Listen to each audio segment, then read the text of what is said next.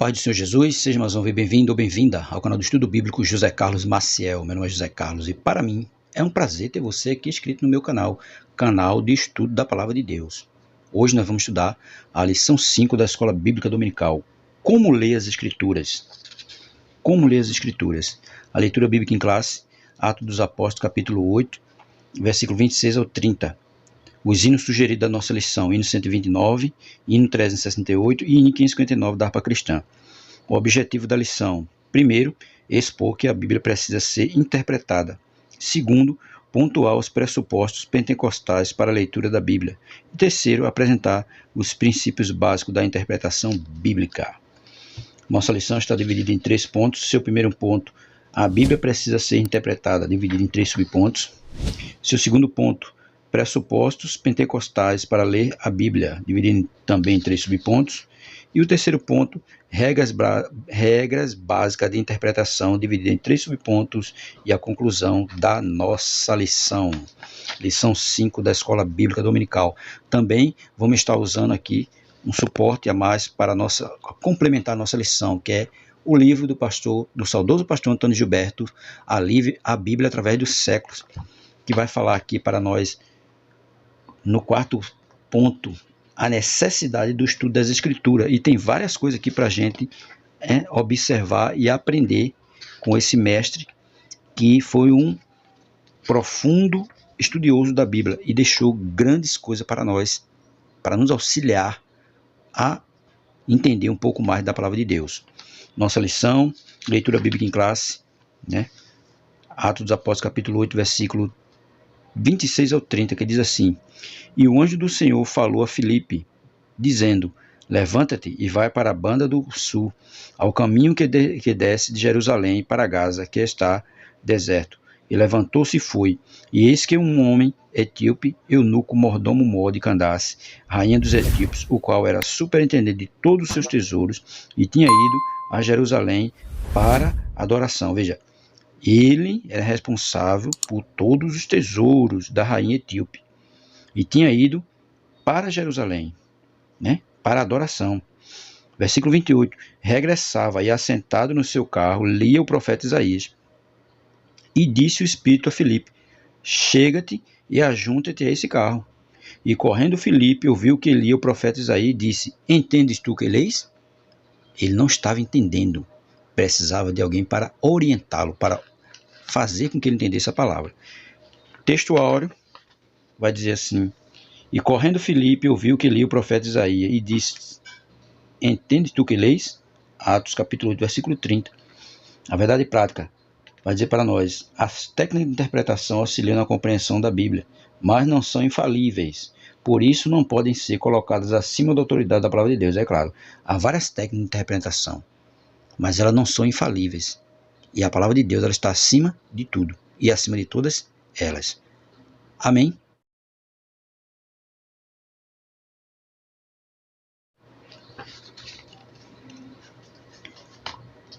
Nossa introdução vai dizer assim, lição 5 da Escola Bíblica Dominical. Nossa introdução vai dizer assim: a leitura e o estudo das Escrituras são um dever e um privilégio. Por isso, temos que zelar pelo conhecimento bíblico e estar consciente da necessidade de aplicar o texto sagrado em nossas vidas, é claro. Todo cristão que aceitou a Jesus, ele tem que amar a palavra de Deus. E, acima de tudo, ele tem que estudá-la, meditar, orar pela palavra, porque ela é nossa regra de fé e prática. Quem vai nos conduzir nesse mundo tenebroso é a palavra, através do Espírito Santo. O Espírito Santo vai falar conosco, vai se utilizar da palavra e nós vamos ser guiados pela vereda da justiça, através da palavra de Deus. Por isso vai dizer, Tiago alerta que devemos ser cumpridores da palavra e não apenas ouvintes, Tiago 1,22. Nós não devemos somente ser ouvintes, mas cumpridores da palavra. Nesta lição veremos a importância dos princípios basilares da interpretação bíblica. Palavra-chave: leitura. Muita gente não gosta de ler, mas muita gente gosta de falar. Mas ler não gosta. É um erro. O crente ele tem que gostar de ler. Porque a Bíblia deixa bem claro, Jesus deixa bem claro, que o Espírito Santo ia ensinar e lembrar tudo aquilo que Jesus tinha falado aos discípulos. E dessa mesma forma somos nós. Se nós lemos na nossa Bíblia, o Espírito Santo vai lembrar tudo aquilo que a gente leu. e ao mesmo tempo nos ensinar. Mas se eu não leio nada, como é que ele vai lembrar e me ensinar se eu não li nada? Então o crente ele tem que ler, por obrigação, ele tem que ler a sua Bíblia. Todos os dias, se ele puder. Não de vez em quando, só quando vai para a igreja. Que hoje, na atualidade, tem pessoas que quando vai para a igreja, nem a Bíblia ele abre para ler, para acompanhar a leitura devocional. E é um erro. O crente ele tem que ler a Bíblia. Primeiro ponto, a Bíblia precisa ser interpretada. Primeiro subponto, a importância da exegese.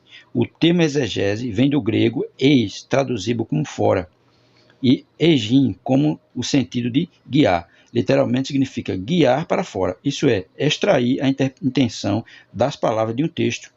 Assim, o alvo da exegese é deixar que as escrituras digam o que o Espírito Santo pretendia com seu contexto original. É claro, a exegese ela faz isso, que nós entendamos aquilo que o Espírito Santo quer nos transmitir no seu contexto original. Dessa forma, para não fazer o texto significar aquilo que Deus não pretendeu, é necessário um minucioso exame das Escrituras, 2 Timóteo capítulo 2, verso 15. Por isso que quando alguém está falando, pregando, a gente tem que estar ali, olha, na nossa Bíblia, examinando para ver se aquilo ali condiz com a palavra de Deus, para ver se aquilo ali condiz com o que Deus está falando realmente, e não só ficar só ouvindo. Né? E não só ficar só ouvindo. Por exemplo, o estudo das línguas bíblicas, dos fatos da história e da cultura e do recurso literário usados no texto sagrado cooperam na compreensão do real significado das palavras inspiradas, Efésios capítulo 3, versículo 10 a 18, é claro. Por isso que tem que haver um estudo, né? Você diz, por exemplo, o estudo das línguas bíblicas, dos fatos históricos, da cultura e dos recursos literários usados no texto sagrado cooperam na compreensão do real significado das palavras inspiradas. Efésios 3, do 10 ao 18, é claro. Porque nós temos que estudar e fazer o quê? Um estudo minucioso, não de todo jeito. Pedir direcionamento do alto, pedir ajuda do Espírito Santo para que nos auxilie a compreender aquilo que a Bíblia está querendo passar para nós. Segundo subponto, as limitações dos leitores. Nesse aspecto é preciso reconhecer que toda a vez que lemos a Bíblia, estamos interpretando. É claro, estamos interpretando. Isso porque todos os leitores são também intérpretes, Daniel 9:2. O problema dessa constatação reside nas ideias que trazemos conosco antes mesmo de começarmos a leitura da Bíblia, Efésios 4:22. É claro que tem gente, antes de ler a Bíblia, já está interpretando ela sem ter lido nada. E vem com compreensão muitas vezes totalmente diferente do que está escrito. Então temos que ter cuidado com isso também. Por consequente, nem sempre o entendimento daquilo que lemos reproduz a verdadeira intenção, é claro. Quer ver a pessoa ler uma coisa e interpreta de outra. E não interpreta de acordo com aquilo que está escrito. É por isso que existe muita coisa errada acontecendo aí e muitos estão usando a palavra de Deus para cooperar com o erro deles, mas ele interpretou de forma errada. Por isso que ele vai dizer. Por consequente, nem sempre o entendimento daquilo que lemos reproduz a verdadeira intenção do Espírito Santo, 2 de Pedro 3,16. Nem sempre o que lemos reproduz a verdadeira intenção do Espírito Santo. Por isso nós temos que ter cuidado na leitura da Bíblia. Antes de ler ela, orar e pedir o discernimento do Espírito Santo, para não interpretar errado.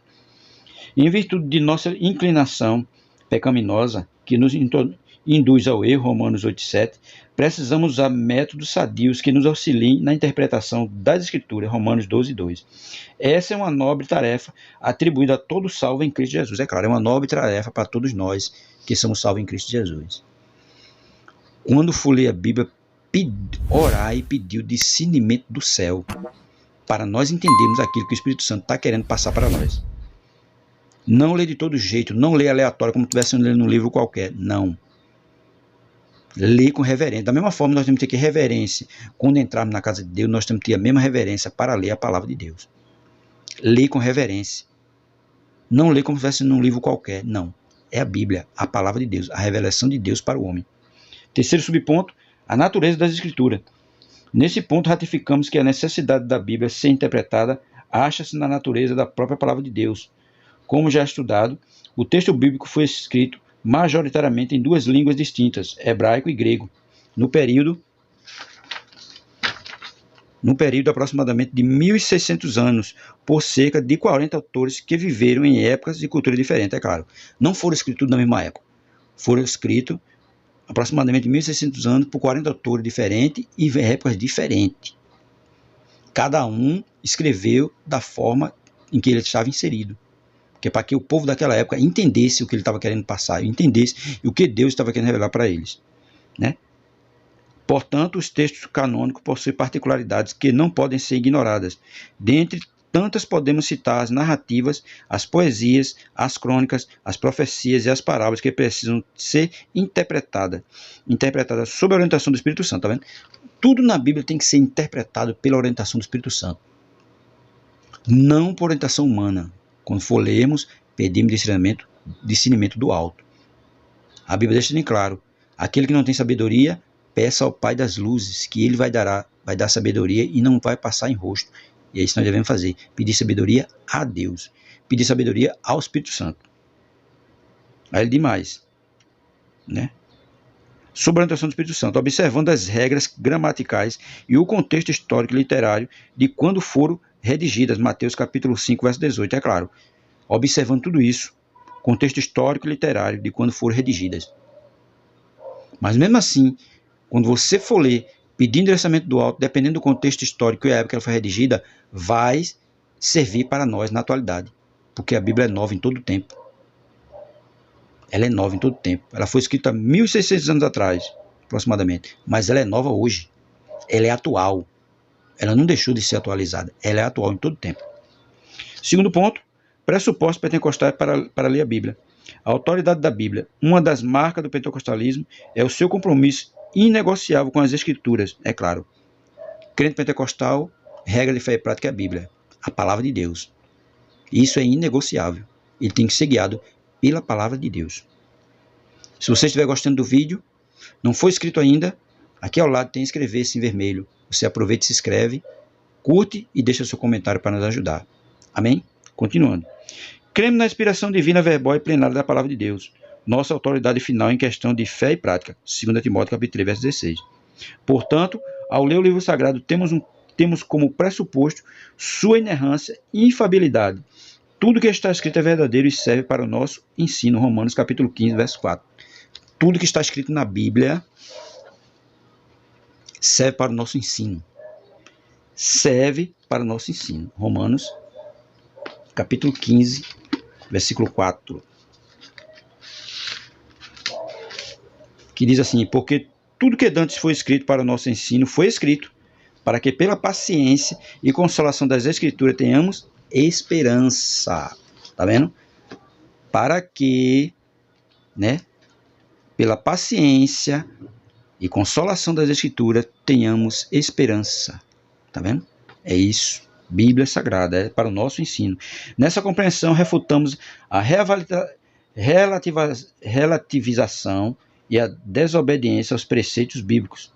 Relativização e a desobediência aos preceitos bíblicos. Apocalipse 22, 19. Né?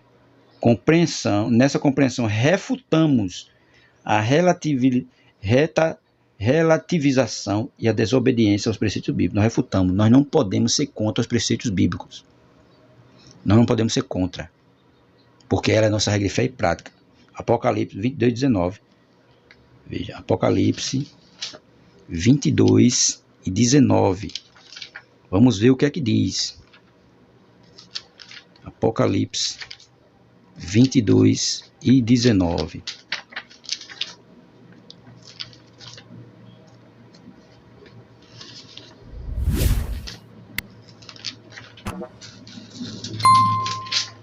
Olha o que é que diz para nós. E se alguém tirar qualquer palavra do livro desta profecia, Deus tirará a sua parte na árvore da vida. Olhe, se tirar alguma palavra desse livro, Deus tirará a sua parte no livro da vida. Continuando. No livro da vida e da cidade santa, que estão escritas neste livro. Vai tirar a parte de quem tirar alguma palavra desse livro, Deus tirará a sua parte do livro da vida e da cidade santa. O verso 18 deixa bem claro também aí. Porque eu testifico a todo aquele que ouvir as palavras da profecia deste livro, que se alguém lhes acrescentar alguma coisa, olha, se alguém acrescentar alguma coisa, Deus fará vir sobre ele as pragas que estão escritas neste livro. Se acrescentar, as pragas que estão no livro vai vir sobre você. Se tirar, Deus tirará a sua parte, seu nome no livro da vida, da árvore da vida e da cidade santa. Ficará de fora, não vai receber nada na eternidade. Então, nós temos que ser a favor das verdades bíblicas. Acatamos suas doutrinas, reconhecemos a realidade do sobrenatural, a literalidade dos milagres e a atualidade do batismo no Espírito Santo e dos dons espirituais. Atos 2:39. Nós cremos nisso tudo. A atualidade do batismo no Espírito Santo, os milagres que foram feitos literalmente, né? Tudo, e a atualidade do batismo no Espírito Santo. Isso nós acreditamos. Bíblia é regra de fé e prática. Nós não podemos ser contra ela. E tudo que está escrito foi escrito para o nosso ensino. Romanos capítulo 15, verso 4. Segundo subponto, a iluminação do Espírito Santo.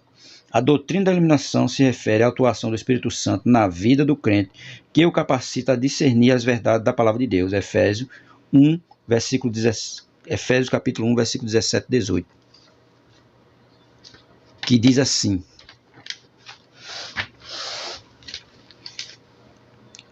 para que o Deus do nosso Senhor Jesus Cristo, o Pai da glória, vos dê em seu conhecimento o espírito de sabedoria e de revelação. Tá vendo? Vos dê em seu conhecimento o espírito de sabedoria e de revelação. Versículo 18. Tendo iluminado os olhos do vosso entendimento, para que saibais qual seja a esperança da sua vocação e quais as riquezas da glória da sua herança nos santos. Tá vendo?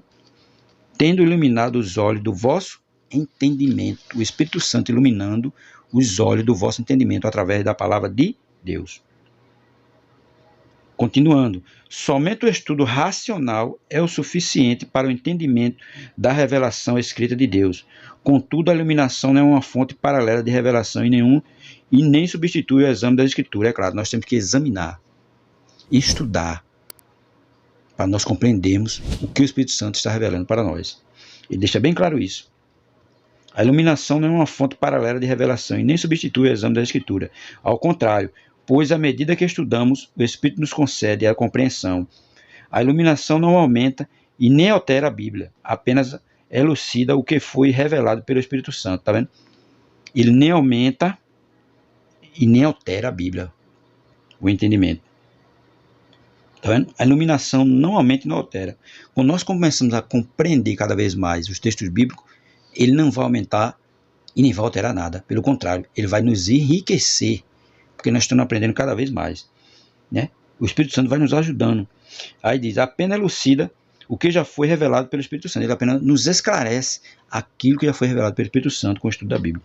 Assim, o conhecimento da palavra de Deus produz comunhão com Deus, vida de oração, obediência e santificação. 2 de Pedro, capítulo 1, versículo 3 ao 10. Está vendo o que ela faz? Quando nós começamos a estudar a Bíblia, com discernimento, pedindo sabedoria do céu, veja o que aquilo produz em nós. A palavra de Deus produz comunhão com Deus, vida de oração, obediência e santificação. É isso que a Bíblia produz naquele que vai ler.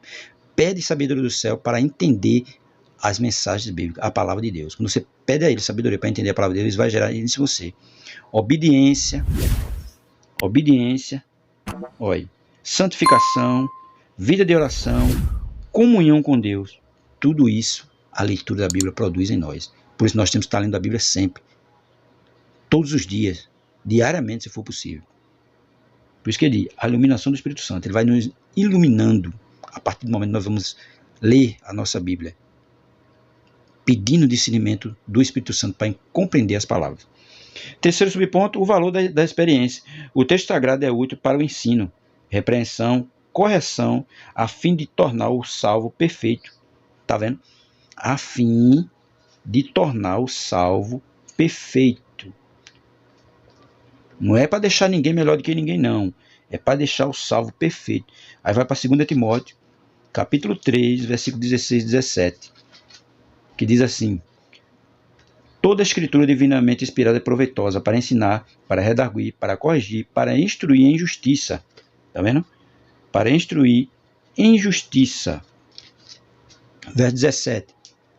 para que o homem de Deus seja perfeito e perfeitamente instruído para toda boa obra. Que ele seja perfeito e perfeitamente instruído para toda boa obra. Através de quê? Através da palavra de Deus.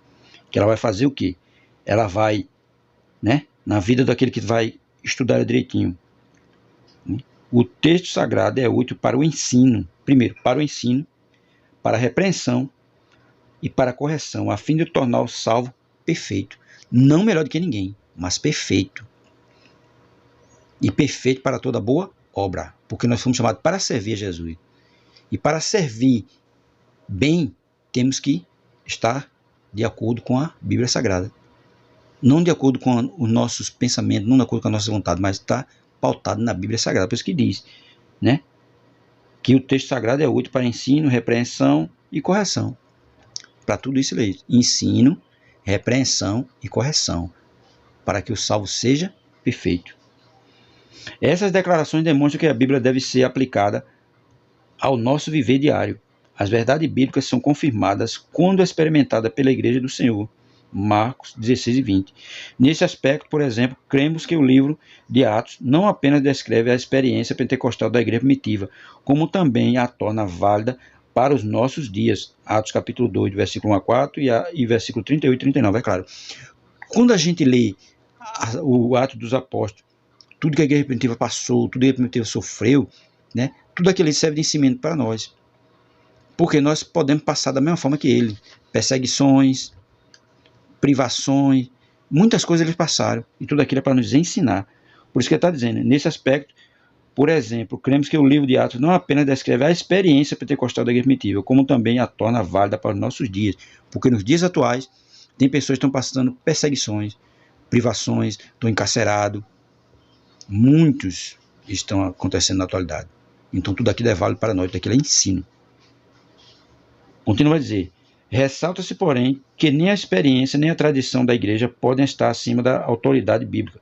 Somente a Escritura é que pode aumentar, autenticar e até mesmo corrigir a experiência ou a prática da igreja, caso seja necessário. 2 Timóteo capítulo 4, verso 2. 2 Timóteo capítulo 4, verso 2, que diz assim, que pregues a palavra, insta a tempo e fora de tempo. Insta a tempo e fora de tempo.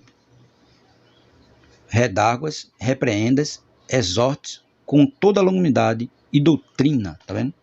Com toda longanimidade e doutrina. 2 Timóteo capítulo 2, verso 4.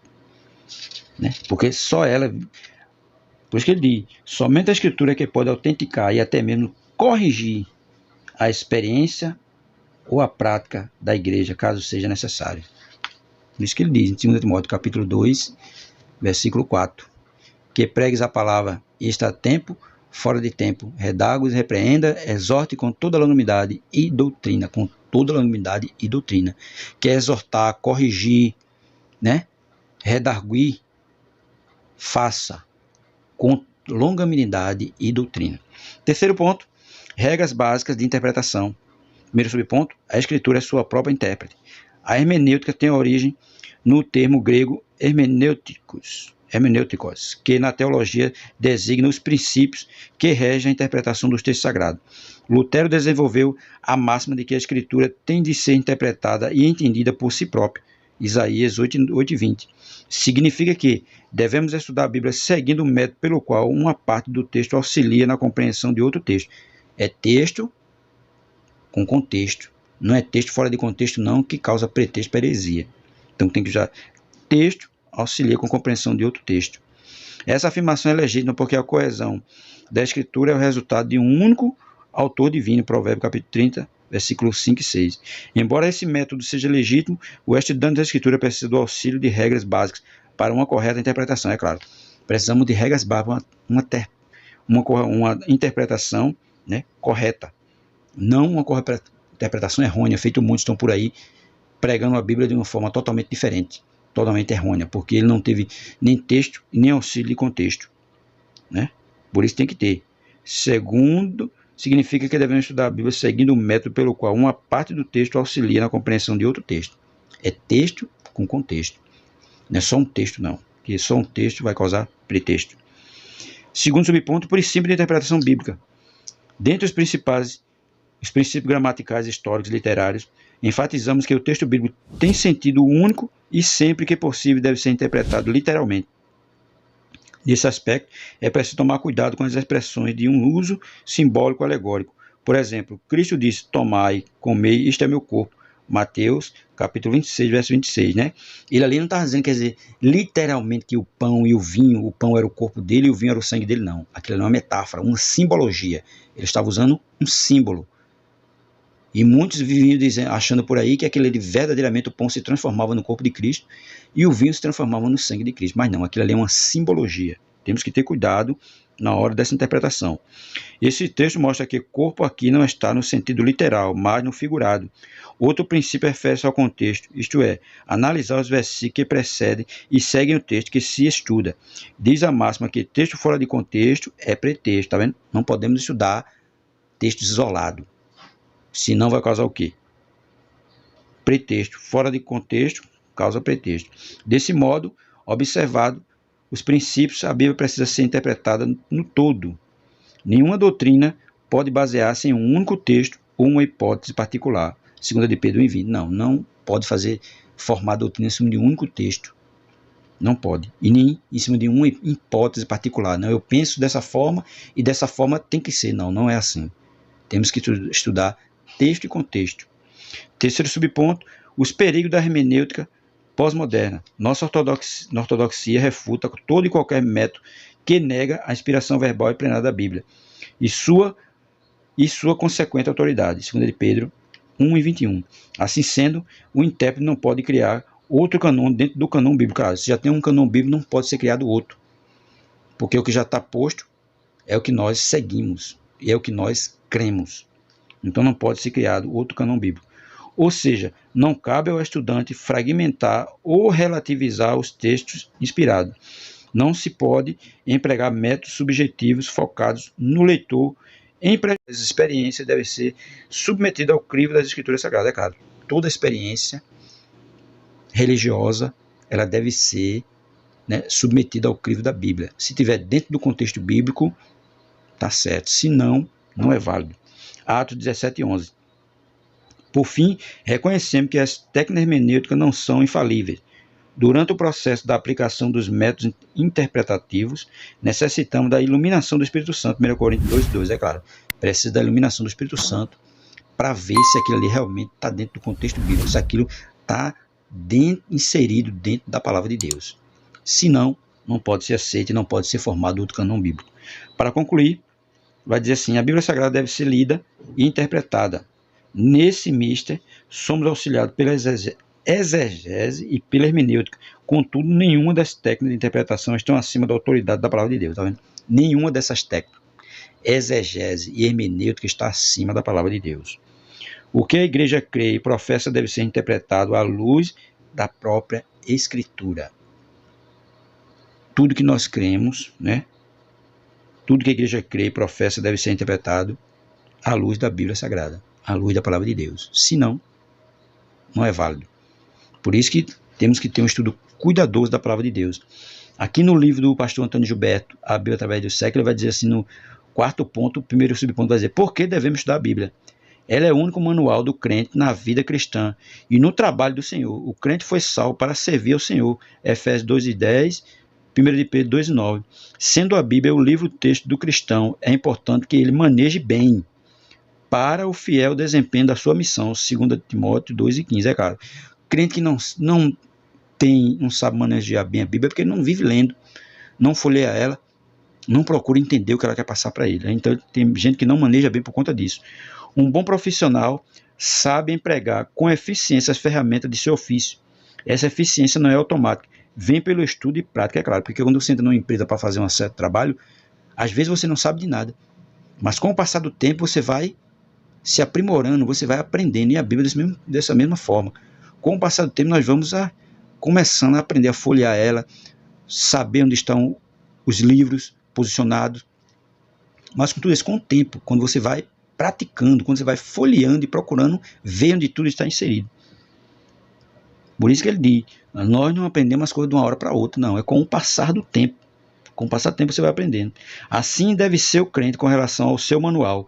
A Bíblia, entre as promessas de Deus, nesse sentido, temos uma muito maravilhosa em Isaías 55:11. Deus declara aí que sua palavra não voltará vazia. Portanto, quando alguém toma tempo para estudar com um propósito a palavra de Deus, o efeito será glorioso quanto à edificação espiritual e ao engrandecimento do reino de Deus. É claro que quando a gente desperdiça o nosso tempo para aprender, para entender, né? Isso vai ser uma coisa grande e maravilhosa para nós, porque nós estamos entendendo a palavra de Deus. Aí diz assim, o efeito é glorioso quanto à edificação espiritual e o engrandecimento do reino de Deus. Aí diz mais, ela alimenta nossas almas, Jeremias capítulo 15, verso 16, Mateus capítulo 4, 4, 1 Pedro 2, 2. Não há dúvida de que o estudo da palavra de Deus traz nutrição e crescimento espiritual. Ela é tão indispensável à alma como o pão ao corpo. Nas passagens acima, ela é comparada ao alimento, porém, este só nutre o corpo quando é absorvido pelo organismo. O texto de 1 Pedro, capítulo 2, verso 2, fala do intenso apetite dos recém-nascidos.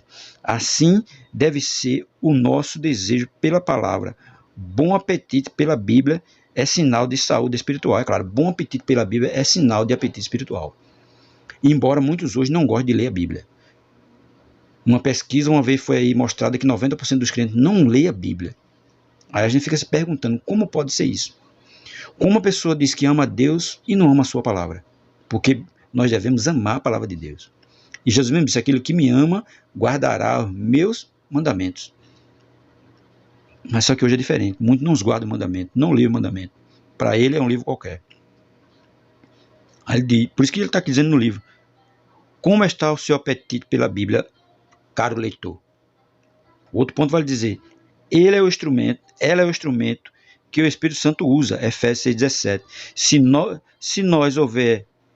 em nós houver abundância da palavra de Deus, o Espírito Santo terá o instrumento com que operar. É preciso, pois, meditar nela. Josué 1:8, Salmo 1, verso 2. É preciso deixar que ela domine todas as esferas da nossa vida, nosso pensamento, coração, e assim molde todo o nosso viver diário. Em suma, precisamos ficar saturados da palavra de Deus, é claro. Porque se nós nos aprimoramos, lemos, procuramos entender, ele vai controlar toda a nossa vida. Mas se nós não fazemos isso, nós vamos ser controlados por quem? Se nós não estamos lendo nossa Bíblia, como vamos dar espaço para o Espírito Santo trabalhar em nós? E nós precisamos ler a nossa Bíblia. Nós precisamos nos alimentar da palavra. Por isso que ele diz, é preciso deixar que ela domine todas as esferas da nossa vida, nosso pensamento, nosso coração, e assim molde todo o nosso viver diário. Em suma, precisamos ficar saturados pela palavra de Deus. Um requisito primordial para Deus responder às nossas orações é estarmos saturados da sua palavra. Evangelho de João, capítulo 15, versículo 7. Evangelho de João, capítulo 15, versículo 7. Veja o que é que diz para nós. Se vós já estiverdes em mim, e as minhas palavras estiverem em vós, pedirei tudo o que quiseres, e vos será feito. Está vendo?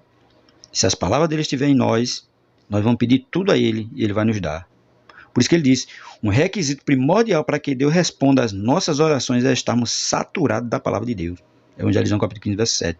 Aqui está, em parte, a razão de muitas orações não serem respondidas. Desinteresse pela palavra de Deus. Está vendo?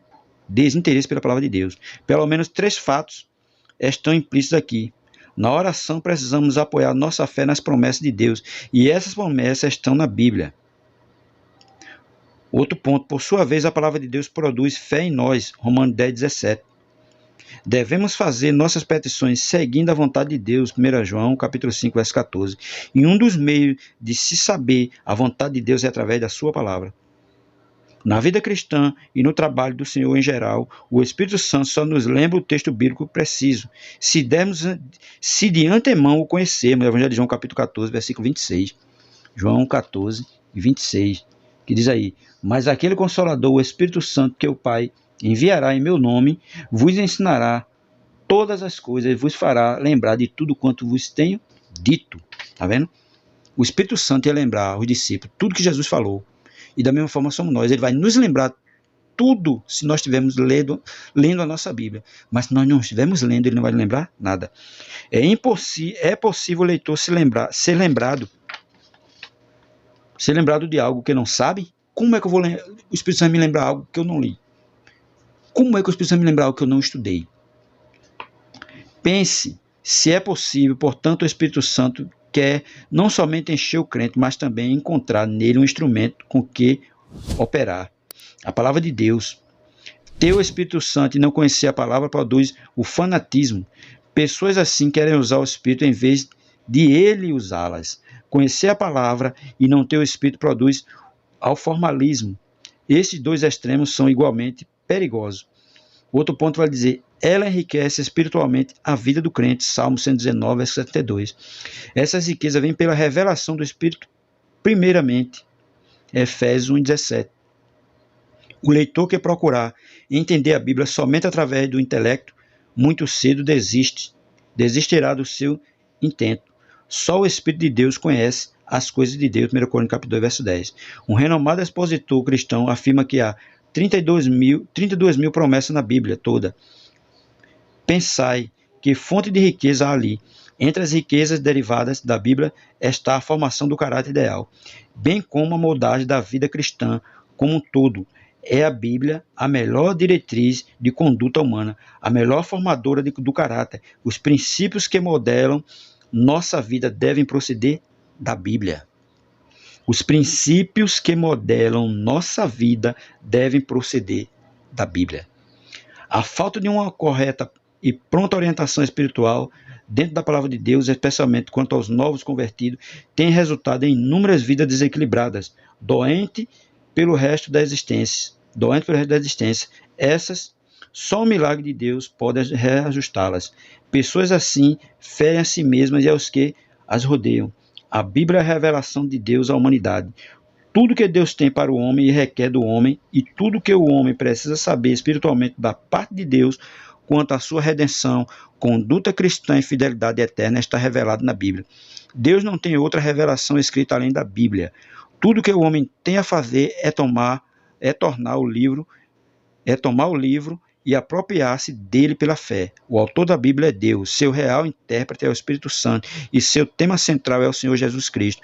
O homem deve ler a Bíblia para ser sábio, crer na Bíblia para ser salvo e praticar a Bíblia para ser santo. O homem deve ler a Bíblia para ser sábio, crer na Bíblia para ser salvo e praticar a Bíblia para ser santo.